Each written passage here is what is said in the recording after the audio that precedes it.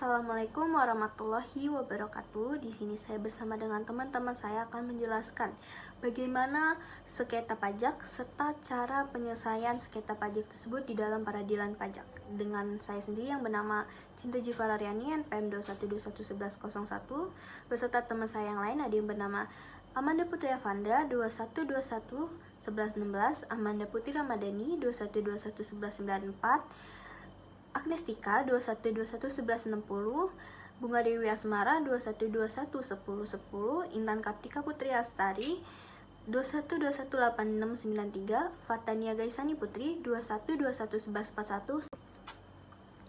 Mengenai persengketaan pajak bisa terjadi karena ketidaksamaan persepsi atau perbedaan pendapat antara wajib pajak dengan petugas pajak mengenai penetapan pajak berutang diterbitkan atau adanya tindakan penagihan yang dilakukan oleh Direktorat Jenderal Pajak.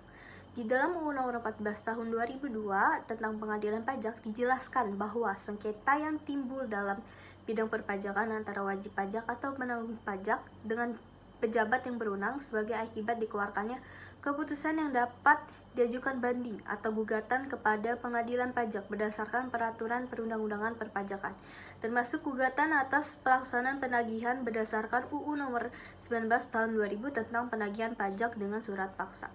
Sengketa pajak merupakan sengketa yang timbul dalam bidang perpajakan antara wajib pajak atau penanggung pajak dengan pejabat yang mempunyai wewenang sebagai akibat mengeluarkannya keputusan yang bisa diajukan banding atau gugatan kepada pengadilan pajak berdasarkan peraturan perundang-undangan perpajakan. Penyebab sengketa pajak. Sengketa pajak disebabkan karena adanya kebijakan perpajakan yang dikeluarkan oleh Dijen Pajak berdasarkan kewenangan yang diberikan undang-undang.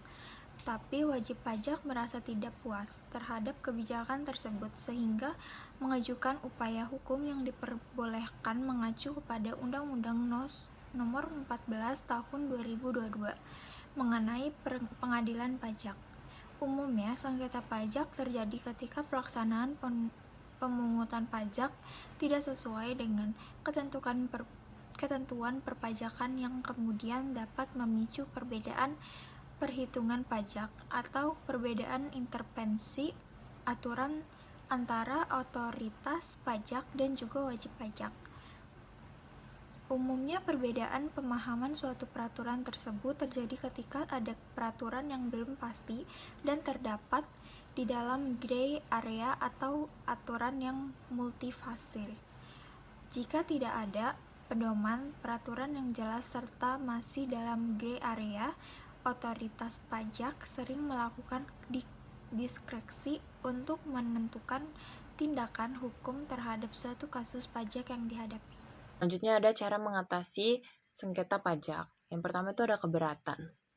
Dikategorikan keberatan apabila wajib pajak berpendapat bahwa ketetapan jumlah rugi, jumlah pajak, terus pemotongan dan pemungutan pajak itu tidak sebagai mestinya.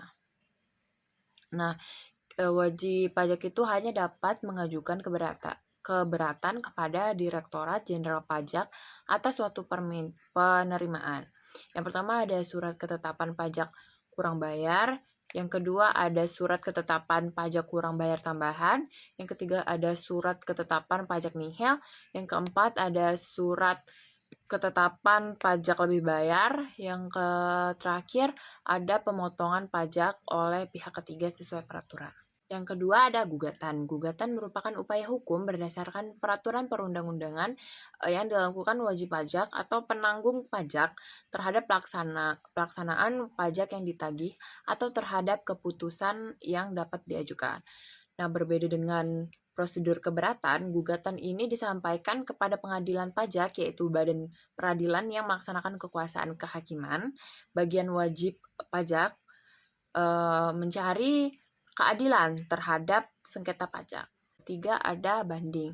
Upaya hukum selanjutnya yang dimiliki wajib pajak sesuai peraturan perundangan atau ketidakpuasannya terhadap keputusan Direktur Jenderal Pajak adalah pemohonan banding kepada pengadilan pajak. Terus yang keempat ada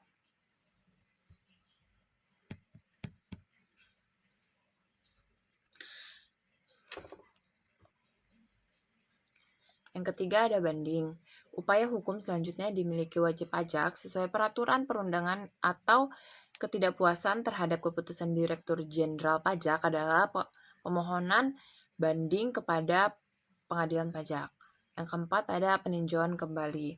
Pihak-pihak yang bersengketa dapat mengajukan permohonan peninjauan kembali hanya satu kali atas putusan pengadilan pajak kepada MA. Terus yang kelima, ada ruang lingkup peninjauan kembali. Pemohon dapat diajukan dengan alasan putusan pengadilan didasarkan pada suatu kebohongan pihak lawan berdasarkan bukti-bukti yang kemudian dinyatakan palsu oleh hakim pidana, bukti tertulis baru yang dapat menghasilkan putusan berbeda, bagian dari runtutan yang belum diputus tanpa dipertimbangkan sebab-sebabnya, putusan yang senyatanya tidak sesuai peraturan perundang-undangan. Peradilan pajak. Peradilan pajak adalah suatu badan peradilan yang tugasnya menjalankan kekuasaan kehakiman di Indonesia bagi masyarakat yang ingin menyelesaikan wajib pajak atau penanggung pajak yang ingin mencari keadilan atau sengketa pajak yang dialaminya. Dasar hukum peradilan pajak. Peradilan pajak berdasarkan Undang-Undang Nomor 14 Tahun 2002 adalah kelanjutan dari Badan Penyelesaian Sengketa Pajak sebagaimana dimaksud dalam Undang-Undang Nomor 17 Tahun 1997. Kedudukan peradilan pajak ada 3, yaitu yang pertama ada peradilan pajak berkedudukan di ibu kota negara. Yang kedua, sidang pengadilan pajak dilakukan di tempat kedudukannya. Yang ketiga, apabila dipandang perlu dapat dilakukan di tempat lain yang ditetapkan oleh ketua. Peradilan pajak memiliki kedudukan resmi di DKI Jakarta sebagai ibu kota negara. Meski begitu, ketua pengadilan pajak bisa menentukan lokasi lain sebagai tempat pelaksanaan proses persidangan. Sejauh ini, Yogyakarta dan Surabaya adalah 2 kota di Pulau Jawa yang pernah menggelar persidangan perpajakan. Susunan peradilan pajak pasal 6 dan 7. Yang pertama itu peradilan pajak terdiri dari pimpinan, hakim anggota, sekretaris, dan panitera. Yang kedua, pimpinan peradilan pajak itu terdiri dari seorang ketua, dan yang paling banyak itu ada 5 orang anggota wakil ketua. Selanjutnya, di sini ada gugatan dalam peradilan pajak. Ada 2 jenis gugatan yang bisa diajukan di peradilan pajak. Yang pertama itu, negara boleh melakukan tuntutan berupa penagihan pajak terhadap wajib pajak yang tidak memenuhi kewajibannya. Dalam hal ini, proses persidangan penagihan pajak hanya bisa dilakukan setelah adanya upaya peneguran dan peringatan. Mengikuti tahap peradilan, peradilan berwenang untuk menyita dan melelang aset milik wajib pajak yang terbukti lalai atas kewajibannya. Yang kedua, wajib pajak pun memiliki hak untuk melayangkan gugatan terhadap proses pajak yang dialaminya. Contoh kasusnya adalah penagihan pajak yang tidak sesuai atau adanya penyitaan aset tanpa ada peringatan terlebih dahulu. Terima kasih. Cara mengajukan gugatan di peradilan.